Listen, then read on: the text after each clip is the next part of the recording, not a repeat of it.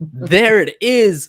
Everybody, I cannot tell you how excited I am. We have such an incredible guest on the show today, and we have so many different topics that we can talk about. Let's just see where it goes. Practicing Polyamory, real-life perspectives from the imperfect people of polyamory. The mission of the Practicing Polyamory podcast is to provide a platform for all of the real-life, flawed humans that practice polyamory so that we might all learn from one another and grow as a community. Enjoy the show. All right, here we go. Everybody, I want to welcome you all, as always, to the show. And before we jump in, I just want to quickly ask everybody who's listening, tuning in, please head over to YouTube, search for the Practicing Polyamory podcast, and hit that subscribe button. I'm this close to getting that 100 subscribers so I can get my custom URL. And once I do, I'll be super stoked and happy. You can also find the show on all our social media, on Facebook, Twitter, Instagram, and Twitch at Practicing Polya. Would love if you'd follow me there. Also, a reminder to everybody who's listening, if you're listening to this podcast, you are a welcomed guest to be on the show. If you're actively polyamorous, if you're polyam curious, if you're a professional serving the polyam community, if you're gay, straight, queer, lesbian, trans, NSB, ace, arrow, whatever, I want to hear your story. The more stories we hear, the more the world learns about us and the better we can serve our community. All right, I kept that one short today because we are on a limited time and we have an awesome guest, and I cannot express how honored and excited I am for today's episode. Our guest today is a polyam rock star, poet, public speaker, panelist, singer, photographer, performance artist, model, and breast cancer survivor, as well as a former fundamentalist Christian and cult member. What? Oh, everything changed for her in 2013 after her breast cancer diagnosis, when she realized life is too short to live anything less than fully authentically. She came out as sex positive, bisexual, and polyamorous shortly thereafter, and has since spoken at multiple polyam events in the US and Canada, in addition to being featured on one of my favorite podcasts, often recommended, Multiamory. Our guest's resume is way too long to list, and she has so much knowledge, wisdom, and passion to contain into one little intro. So without further ado, and with so much anticipation, welcome to the show, Gloria Jackson-Nefertiti.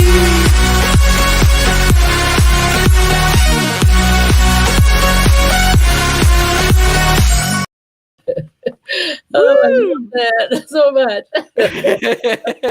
Gloria, welcome to the show. Thank you so much for taking some time to hang out with me today. I really, really appreciate it. I'm excited to get a chance to chat with you. Oh, yes. I've been looking forward to this for a while. It's been a little bit. But tell me, you know what? Your resume is just so long. I am not going to go all the way back and be like, well, where'd you find out about polyamory? Because that's just like way too basic for all of the stuff that you do. One of the things that stood out to me that some of the work that you've done is the Transcending shame. Oh, and you have talked about that on a couple of different podcasts. So if you could just kind of start with that, we'll start with that because that's definitely something that interests me. Tell me a little bit about your work in Transcending shame and what exactly you're speaking to there. Okay. Well, one of the things that I'm speaking to, actually, I'll just go back to, I believe it was like 2015 when I went to a free workshop at one of the, I guess you could, say sex positive centers, here in Seattle.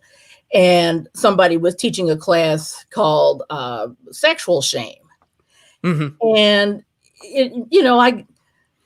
it was a, really good class and I got a lot out of it, but one of the things that stood out is that it wasn't just for sexual shame, the things that he was saying, that he was putting out there. I thought that really applied to just shame, period. Mm-hmm. And another thing that stood out for me is, as I was listening to him, I remember thinking, oh gosh, I could totally do that, but I just kind of, put it on the back burner, Yeah. And then can you give me an idea, like when you're talking about shame, mm-hmm. Sexual shame is one thing. When you're talking about shame, is it like shame in our polyamorous lifestyle? Is it shame in our sexualities? Is it shame because of religion, because of societal pressures? Like, what are Oh, the different types of shame that we're going into here? oh boy, it's definitely all of the above. All of the above. Yeah. Now, when I teach the workshop, normally it goes for an hour and a half. But Mhm. I mean, I've had times where I've had to like cram everything into like 20 minutes. But when it is an hour and a half, I have this segment where I ask the question, what is it about you, or what is it about your background that society says you should be ashamed of? Mm. And I've heard just some amazing things. I mean, there are some things that can't be helped. For one thing, like your skin color, for example. Mhm, You know, mhm. um, some people would say, well, let me also back up a little bit. What happens is I'll give them 7 minutes, to get into small groups if they want to. And that's the big thing there, if they want to get into small groups, because I realize that everybody's not comfortable, and for Right. me, believe it or not, I have social anxiety, so I can totally understand not feeling comfortable getting into a small group. Yeah, yeah. But when people do get into the small groups and they talk about what it is about them or their background that society says they should be ashamed of, and I'll start out giving them 7 minutes, but the discussion will just end up being so lively that when the timer goes off, you know, I'll It's say, hard to pull them away. okay, yeah, I'll say, okay, 2 more minutes, and then the timer goes off, and it's still not enough time. So I'll give them two more, but I really can't extend it any longer because I mean usually there's another class that's going to come in right after ours, so Mhm. we can't go indefinitely. But as far as the different things that people have shame about, some people, if they were willing to share, that is, said that they felt shame for being a sex worker, for Right. example. Other people felt shame for being polyamorous, others, for being transgender. I mean, there was just so much. Oh, and being a single mother, Mhm. being poor. And when I mentioned that, some of the things that people are ashamed of are things that, maybe, can't be helped, you know? Yeah. Yeah. Yeah. Yeah. There is a lot of shame. I mean, some of the things that you mentioned, being a single mom, being poor, maybe being heavily in debt, or whatever, all of these things has nothing to do necessarily with polyamory specifically. It's just kind of shame Mhm. in general. Right. In your workshop, are you helping people to move past that shame, and is it the goal to just like live proudly, or what's kind of the end goal there? Basically to, have respect for yourself, Hmm. like I know that, for me growing up, I would say that for the majority of my life, I experienced so much shame just about me in Hmm. general. I just felt that there was so much wrong with me. And I think I might have also mentioned too that I'm also autistic, and I wasn't diagnosed until, oh gosh, it was May of 2019. Fairly recently. Yeah, it was the 6 months before I turned 63. Wow. So it was a really, really late diagnosis, but Yeah. I remember that before then, I just received so much teasing, and actually, more accurately, it was just a lot of bullying that I Hmm. received because Right. I wasn't like the other kids. There was just something different about me, and kids were constantly asking me, why do you act the way you do? you know and so it was like I learned at an early age that there was something quote unquote wrong, Different. Yeah. Yeah. And I just want to, show people that that's not the case, that there's nothing wrong with you. Yeah. And in fact, something that came to me, I think it was probably around the same time that I started teaching Transcending Shame in 2017. But I came up with this statement that learning that there is nothing wrong with me, nor has there ever been anything wrong with me, was the most liberating realization in the world. There is nothing wrong with me, nor has there ever been anything wrong with me. Our deepest fear is not that we are inadequate. Our deepest fear is that we are powerful beyond measure. Absolutely true. Yes. Absolutely true. And so when you came to that realization that there's nothing wrong with you, nor has there ever been, it was liberating. You said, what changed? How did that affect your life? Like, what were you able to do with that realization that you weren't able to do before? Yeah. What changed is, just realizing that there were certain things that I would, that I used to put up with in relationships. Okay. That there was no way I would ever put up with them today, because and as a result of learning that there was nothing wrong with me, nor had there ever been anything wrong with me, I just started to gain more self-respect, which actually that came, pretty shortly after the breast cancer diagnosis in 2013, when I realized how short life was, Yeah. And so not only did I come out as sex positive, bisexual, and polyamorous, but I also began to, like and love myself more. And, as I mentioned earlier, I have more self-respect. And when I think about, I won't spend a lot of time, talking about this, but there was somebody who I was in a relationship with, a long-term relationship. And he was somebody who I met at a poly potluck in the early 1990s. Yeah. And I guess all I will say is that I cannot imagine today allowing somebody to treat me like that. Yeah. Because I know that I'm worth so much more. Ain't no thing like me except me. Right. That's right. Nothing like me except me, and I value me. It's fantastic. Yeah, I mean, it can definitely, just having that simple realization and valuing oneself is such a huge difference. It makes all the difference in the world in the way that we approach relationships. Sure.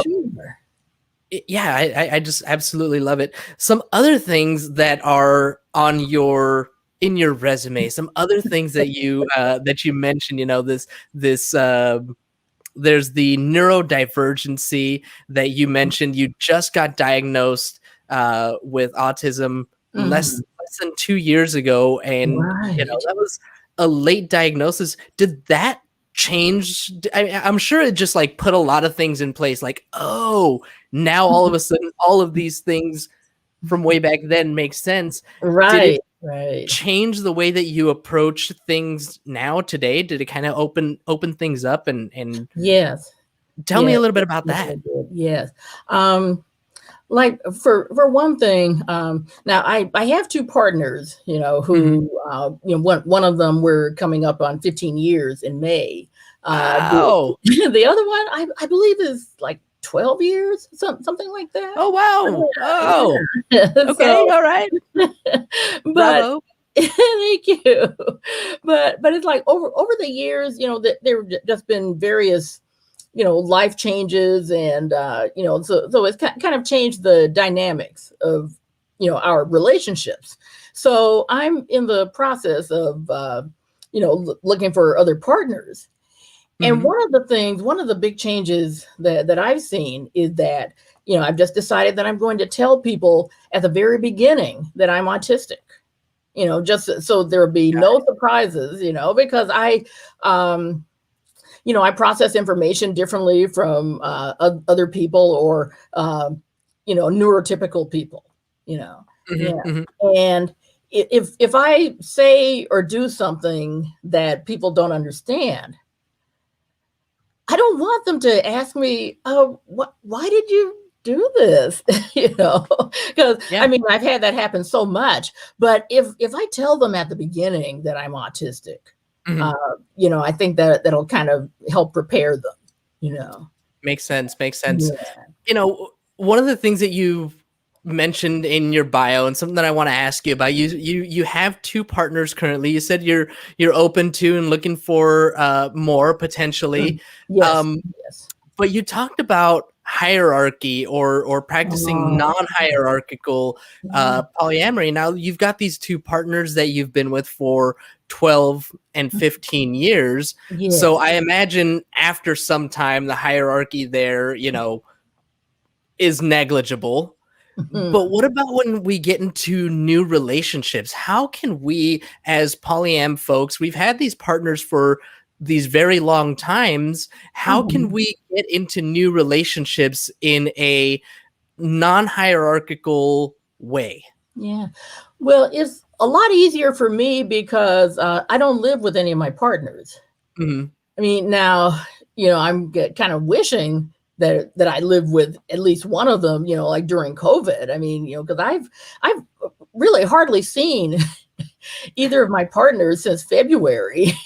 I know the feeling. Yeah. I live with one, the other one, sometimes it's 6 weeks, sometimes it's 2 months at a time. I get it. Oh gosh. Today, Junior? Exactly. Oh my God. But yeah, so how do we navigate new relationships when somebody new is coming into the picture? They obviously, they are not going to have as much of an emotional or otherwise connection. So how do we manage the hierarchy, or what was the word that was in more than 2? We have prescriptive and descriptive. Right. So how do we kind of manage that that new relationship coming in? Yeah. I guess, well, one thing I think of is that when there's a new relationship, instead of looking at it as somebody coming into an established relationship, which really is not what I do. Yeah, I mean that's more like what they call couples privilege, I guess. Right. Where there's a married couple, and instead of the couple dating separately, they look for somebody to come in and basically join their relationship, and so they usually tend to operate like the Borg. Nice Star Trek reference. I love it. Right. Yeah. So it sounds to me like what you're saying is, with a new relationship, we just treat it as, instead of incorporating or taking into consideration what all of these other relationships might mean in relation to the new one, we just treat the new one as its own entity. Exactly. Yeah.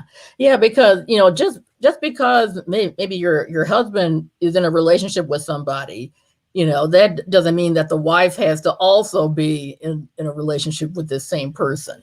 Yep. I mean, I just believe so strongly in dating separately. Would you consider failure experience? Yeah.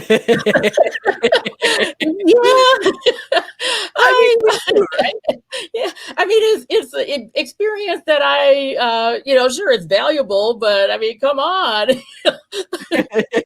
Move on. I love it. So let's see some other topics. Some of the other things that I definitely wanted to talk to you about was regarding race issues. I want to be educated I am,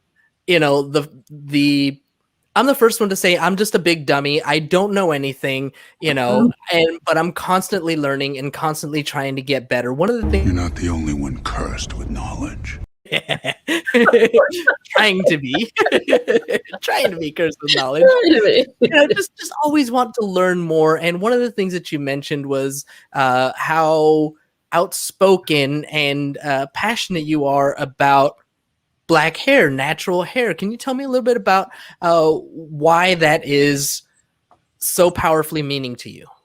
Yes, I guess one of the reasons is that I grew up in Mississippi, and it was like all of the Black girls would get their hair straightened, which was kind of problematic in Mississippi because of the humidity, and so you would get your hair straightened with this hot comb, and then you'd go outside and instantly, like it didn't do any good, And what I also want to say about that too is that this will probably seem a little controversial to some people, but oh well,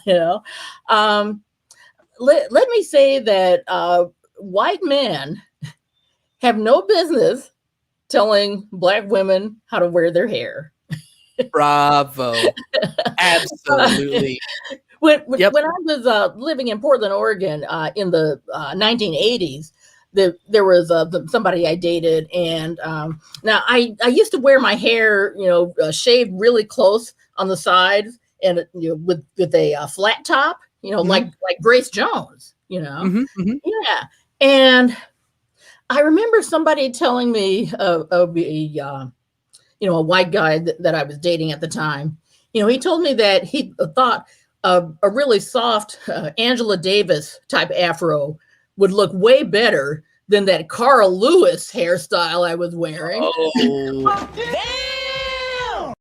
I know. It was so wrong. Well, first of all, it wasn't a Carl Lewis hairstyle. It was a Grace Jones hairstyle. Yeah, get it right. Come on. Yeah. And even if it was a Carl Lewis hairstyle, I mean, he had no business, putting it down and, saying that, an Angela Davis style afro would look way better. Yeah. I mean, that's, we can say a lot about men telling women how to do their hair, especially white men telling Black women how to do their hair. There's so much that we have learned over the years, right? Society has just really changed, and it's really something that is being spoken to a lot more. The internet has really given people a voice and giving multitudes of people a voice, and things are changing in that way. I was reading somebody posted something about Black women natural hair, and it was like in 2010 that there was a corporate case. I don't remember the lady's name, but there was a corporate case where a lady was offered a job, and the job offer was rescinded when she refused to adapt to their hairstyle. She's like, nope, I've got my Black natural hair, and this is what it's going to be. And she sued for that. Are you familiar with that case? And do you know about more of the changes in society that are coming? Well, I know that, first of all, there, sad to say, there have been several cases like that. So that's not an isolated case, but it's just so hard for me to believe that. I mean, here it's 2021, and it's like we haven't evolved at all, and it's not just in the United States. I mean, it's all over the world, and I just cannot understand why these companies think it's okay to tell Black women how they should wear their hair. I mean, I haven't worked a 9-to-5 job since, like 2013. you know, and I have no desire to go back to a 9-to-5 job, you know, for that reason. Well, that's one of many reasons, you know, because if they saw my hair, they'd, you know, probably tell me to cut it or wear a wig or, you know. No way. So Do you think that things are changing though? Does it look to you like things are moving in the right direction? sometimes it does, and then something happens, and I end up getting really discouraged again. You know, I will say that I have been finding more and more white allies. You know, which I really appreciate. Well, and especially since you know, I lived in Portland, Oregon for 18 years, and it was so common for me to be the only Black person on the job, you know, just basically the only Black person anywhere, you know. Yeah. And I mean that really wasn't that long ago, you know, it was in the 1980s, you know. Yeah. Yeah. But now you are getting more of the allies, more people. And I think that this is something that we're seeing just a lot more frequently in general. I mean, last year when all of the protests after George Floyd were going out, there was a lot of diversity in those crowds. It wasn't just, you know. So I think that we're headed in the right direction. I think I'm your huckleberry. Would you agree with that? I would say so. I mean, we're, you know, definitely not there yet, you know. Definitely a long way to go. I think about maybe like 4 or 5 years ago that I was you know, I took part in a Black Lives Matter march. And on one hand, I felt really encouraged that the majority of the marchers were white. On the other hand, I felt very discouraged because, you know, since the majority of them were white, you know, didn't have to worry about you know, police brutality. You know, I mean, like the police, you know, respected and trusted the white marchers. You know, so that part really bothered me. Really. Yeah, it's kind of a double-edged sword there, isn't it? It's like I love seeing all of the you know, white allyship, but by the same token, like we need all kinds of representation. Yes. So, Gloria, I know that you've got other appointments to keep today, so I want to make sure that I get you out of here on time. What services or what can people expect if they want to get in touch with you? What can you help them with? Yes. Well, I can, you know, certainly tell them, you know, where I'm going to be teaching next. That was actually something that I tried to do with my website, you know, but unfortunately, it's you know, it's very outdated now. You know, I listed all these places where I was going to be presenting, but then COVID happened, and so. Yep. You know, a lot of these places or a lot of these conferences were either canceled or postponed, and, you know, went to virtual, you know. Right. Yeah. So, but I would say that, yes, you know, you can follow me on Instagram and Facebook, you know, and my name is Gloria Jackson-Nefertiti, is all one word. You can also follow me on Twitter at Gloria JN. And you can also go to my website, which is notgloriajean.net. Perfect.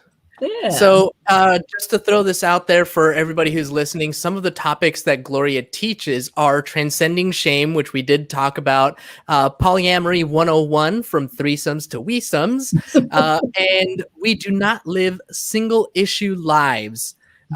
So there's a lot of stuff that Gloria is teaching, a lot that you can learn. So just head over to notgloriajean.net and a bunch of information there about how to get in contact with her and learn from her. Yes. Gloria, I want to thank you so much for taking that time to hang out with me today and giving our audience an opportunity to learn from you. It's been a lot of fun, and just thank you so much for hanging out. Yes, and thank you so much for the invitation. And I definitely plan on coming back. Yes, I want to have you back when we have more time. We can dive into Yes. some of these ideas even more. Yes, absolutely. All right. And a huge thank you also to our live audience for tuning in. As a reminder, when we're live, you do not get any commercial interruptions, but the same cannot be said for the podcast downloads. If you want to avoid the commercial interruptions, be sure to catch us live Monday through Wednesday at 2:30 Pacific, or sign up for our Patreon, where you not only get access to our commercial-free RSS feed, but a bunch of other Patreon-only content and Q&A with our upcoming professional guests. So thank you all again for hanging out with us today. Don't forget to subscribe, rate, review. Still trying to get to 100 YouTube subscribers. This close. I'm this close. Follow on social at Practicing Polya. All right. Thank you all, everybody. Don't forget to always, always, always. Have a nice day! Thank you for tuning in to the Practicing Polyamory podcast. Would you or someone in your polycule like to be a guest? Sign up at practicingpolyamory.com and join the conversation. Please support us by subscribing, liking, and following us on social media at Practicing Polya by clicking any of the affiliate links on our website or by subscribing at patreon.com/practicingpolya.